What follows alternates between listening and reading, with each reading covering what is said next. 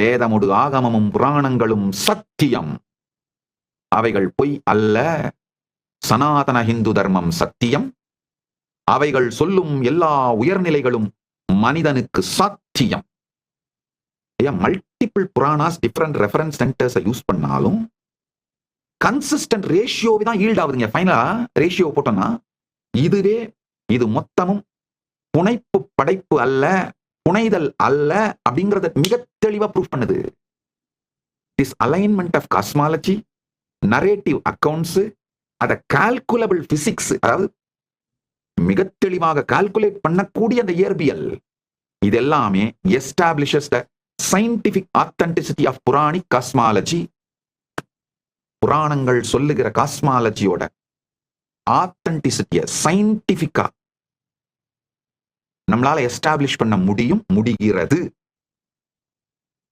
ஏன்னா இந்த காஸ்மாலஜியோட அலைன்மெண்ட், கால்குலபிள் பிசிக்ஸ், இந்த நரேட்டிவ் அக்கவுண்ட்ஸ், இது எல்லாம் மிக தெளிவா scientific authenticity of the Puranic cosmology establish பண்ணிடுது. அறுதியாகவும் இறுதியாகவும் உறுதியாகவும் இந்த சத்தியங்களை சொல்றேன், உள்வாங்கிக்கோங்க. Puranas encode relativistic and reference frame physics using symbolic language but facts.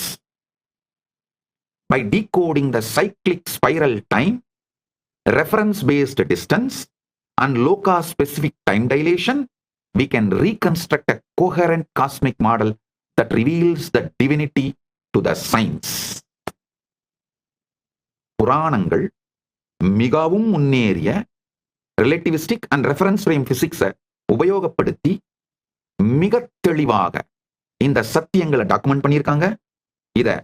அதாவது இந்த சைக்ளிக் ஸ்பைரல் டைமை டீகோட் பண்ணி, ரெஃபரன்ஸ் பேஸ்டு டிஸ்டன்ஸை டீகோட் பண்ணி, லோகா ஸ்பெசிபிக் டைம் டைலேஷனை, கால விரிவை டீகோட் பண்ணி பார்த்தோம்னா புராணங்கள் சொல்ற இந்த காஸ்மிக் மாடலை ரொம்ப கொஹரண்டா நம்மளால ரீகன்ஸ்ட்ரக்ட் பண்ண முடியுது. இது இந்த யுகத்தின் அறிவியலுக்கு மிக தெளிவாக இந்த பரம சத்தியங்களை காட்டுகிறது. சனாதன இந்து தர்மம் சத்தியம், வேதமுடு ஆகமமும் புராணங்களும் சத்தியம். ஒரு 2-3 கதைகளை சொல்றேன், கேட்டுக்கோங்க. பிரபஞ்ச வரலாற்று பதிவுகள் தான் புராணம். பாகவதத்துல ஒரு அழகான ஒரு வரலாற்று பதிவு இருக்கு. எப்படி பல ஸ்ரத்தையோடு உண்மையை தேடுகின்ற பல ஊடகங்கள் ஆலயங்களிலே பிரதிஷ்டை செய்யப்பட்டிருக்கின்ற இறைவனுடைய விக்கிரகங்களை திருமேனிங்கிற வார்த்தையால சொல்லி, செல அப்படின்ற வார்த்தையை தவிர்த்து விட்டு திருமேனிங்கிற வார்த்தையை உபயோகப்படுத்த ஆரம்பிச்சிருக்காங்களோ ரொம்ப நல்ல ஊடகங்கள். ஆலயங்களிலே பெருமான் அர்ச்சாவதாரமாக எழுந்தருளி இருக்கின்ற அந்த விக்கிரகங்களை திருமேனி என்கின்ற வார்த்தையாலே சொல்ல துவங்கி இருக்கிறார்கள். அது மிகப்பெரிய எனக்கு சந்தோஷத்தை கொடுக்குது. அதே மாதிரி அந்த ஊடகங்கள் எல்லாம் தயவு செய்து இதுக்கு மேல புராணத்தை பிரபஞ்ச வரலாறு என்கின்ற வார்த்தையாலே சொல்ல வேண்டும் என்று வேண்டுகோள் வைக்கின்றேன். அதாவது இந்து மதத்தை ஸ்ரத்தையோடு ஏற்றுக்கொள்ளுகிற எல்லோரும், எல்லா ஸ்ரத்தையோடு இருக்கின்ற இந்துக்களும் தயவு செஞ்சு புராணங்களை ஆங்கிலத்துல மித்துன்னு டிரான்ஸ்லேட் பண்ணாதீங்க, மித்தாலஜின்னு சொல்லாதீங்க, பிரபஞ்ச வரலாறுங்கிற வார்த்தையை மட்டும் உபயோகப்படுத்தி சொல்லுங்கள். காஸ்மிக் ஹிஸ்டரி, பிரபஞ்ச வரலாறு, ஆங்கிலத்துல cosmic history, history of the universe அப்படிங்கிற வார்த்தைகளால சொல்லலாம். தமிழ்ல பிரபஞ்ச வரலாறு அப்படின்னு சொல்லலாம். பாகவதத்திலே இருக்கின்ற ஒரு வரலாற்று நிகழ்வு. இதை புரிஞ்சுக்கிட்டு புராணங்களை படிச்சீங்கன்னாங்க, அது எவ்வளவு பெரிய ஞான களஞ்சியம், வரலாற்று பேரறிவு களஞ்சியம். இதை படிச்சீங்கன்னா நம்ம முன்னோர்கள் எவ்வளவு பெரிய சக்திமான்கள், எவ்வளவு உயர்ந்தவர்கள்னு புரிஞ்சு நம் முன்னோர்கள் மீது கடந்ததன் மீது மரியாதை வந்தால்தான் அதை எதிர்காலத்திலே மீண்டும் உருவாக்கும் திறனும் சக்தியும் தெளிவும் வருங்க. நல்லா புரிஞ்சுக்கோங்க. இந்துக்கள், இந்து மதத்தை வாழ்க்கையாக நம்புபவர்கள், இந்து இயக்கங்களின் தலைவர்கள், இந்து மதத்தை முன்வைத்து அரசியல் நடத்துபவர்கள், இவங்க எல்லாருமே புராணங்கள் மீதும் வேதம் ஆகமம் புராணங்கள் மீதும் ஸ்ரத்தை வந்து அவை சத்தியம் என்று புரிந்து கொண்டால்தான் அவங்க பொலிட்டிக்கல் பவரை கூட இந்து மதத்தோட இன்ட்ரெஸ்டுக்கு அட்வான்ஸ் பண்றதுக்கு யூஸ் பண்ணுவாங்க. இல்லைன்னா இந்து மதத்தை அவங்க பொலிட்டிக்கல் பவர் கெயின் பண்றதுக்கு தான் யூஸ் பண்ணுவாங்க. வேதமுடு ஆகமம் புராணம் சத்தியம்னு புரிஞ்சா, உணர்ந்து கொண்டால் அவங்க பொலிட்டிக்கல் பவரை இந்து மதத்தோட இன்ட்ரெஸ்ட் ஃபர்தர் பண்றதுக்கு யூஸ் பண்ணுவாங்க.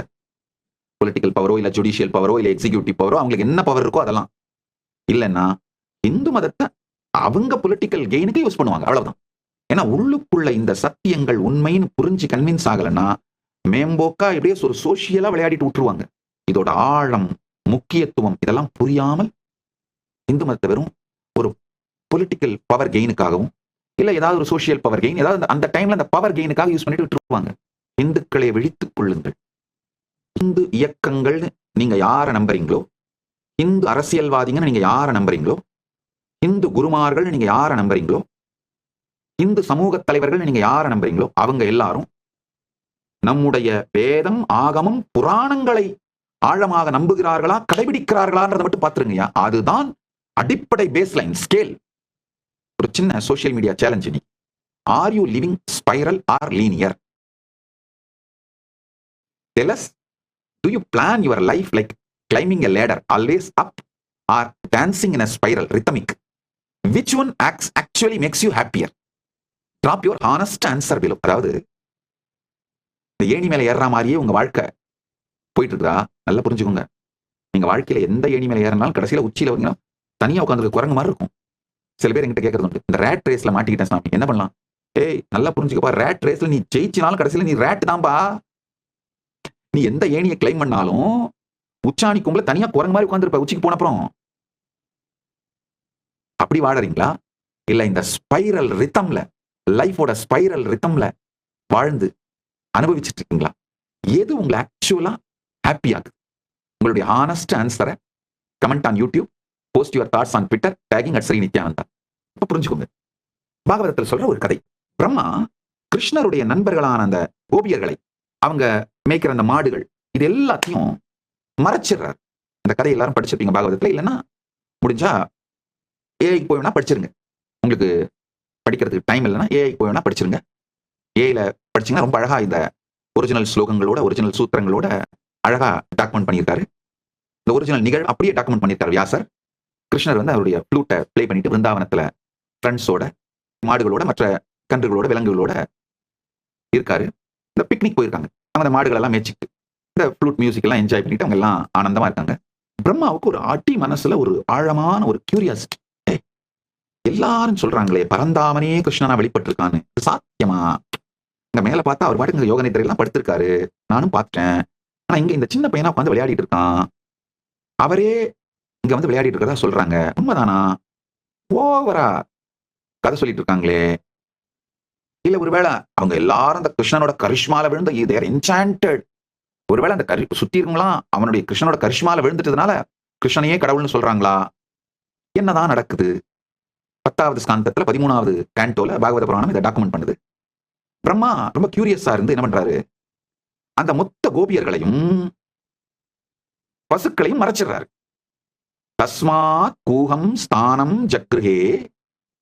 ரொம்ப அழகா அந்த கதையை பாகவதம் டாக்குமெண்ட் பண்ணுது. தஸ்மாத் கூகம் ஸ்தானம் ஜக்ருஹே வத்சான் கோபான் அதாபரே பிரம்மா ஸ்வாயாம் சக்யா தேஷாம் நித்ராம் ஜகௌ ஹரே நிருப.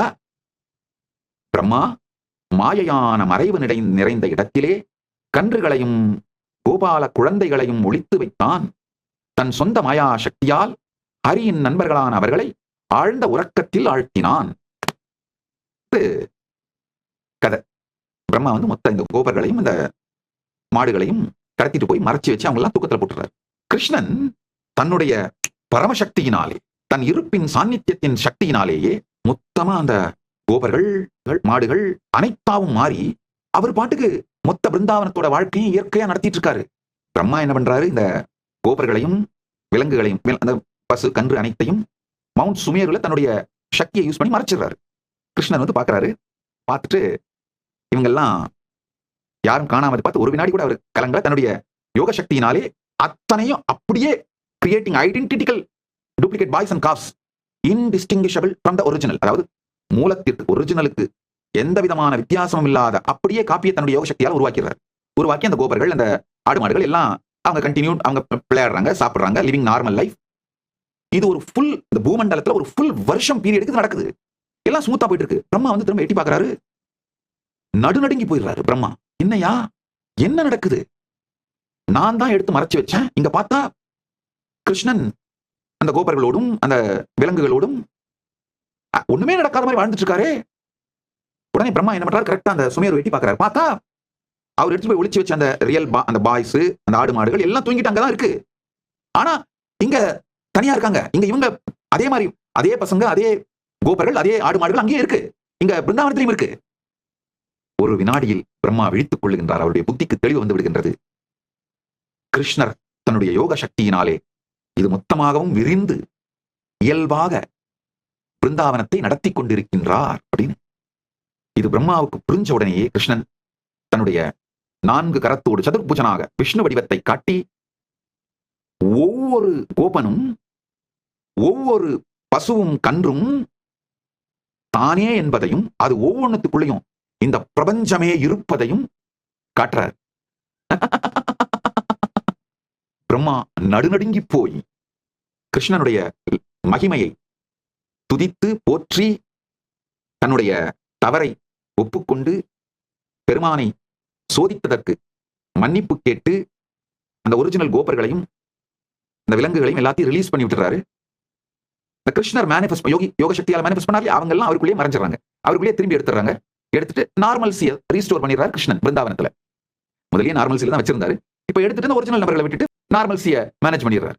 க்ஷணம் ஆகதோ பிரம்மா தம் திருஷ்ட்வா விஸ்மிதம் மானசக ஏகவர்ஷம் கிருதம் தஸ்ய கோபானாம் வத்சவத்சலாஹா.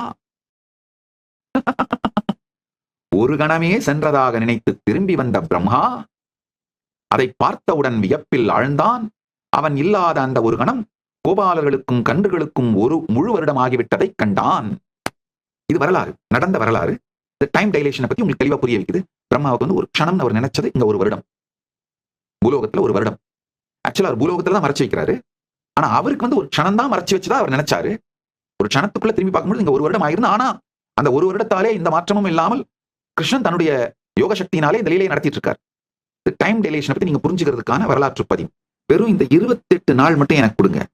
எனக்கு கொடுங்கன்னா நான் உடனே உங்களை ஆசிரமத்துக்கு வந்துருங்கன்னா கூட கூப்பிடல. அப்படி வந்திருக்க முடிஞ்சா வாங்க. கைலாச திருவண்ணாமலையோட கதவுகள் திறந்தே இருக்கின்றன. இலவசமாக பரமசிவசேனை நிகழ்ச்சி நடக்குது. உணவு, தங்குமிடம், வகுப்புகள் அனைத்தும் இலவசமாக கொடுத்து வகுப்பு கொடுக்குறேன். அது 5 லட்சம் ரூபா பெருமானுடைய ப்ரோக்ராம் இலவசமா கொடுக்குறேன். அது ஒரு பக்கம்.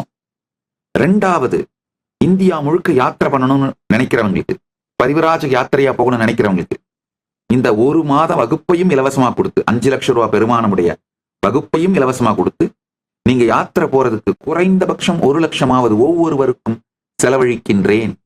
கைலாசா திருவண்ணாமலையில் நடைபெறும் பரமசிவசேனா பயிற்சி முகாமில் இணையுங்கள்.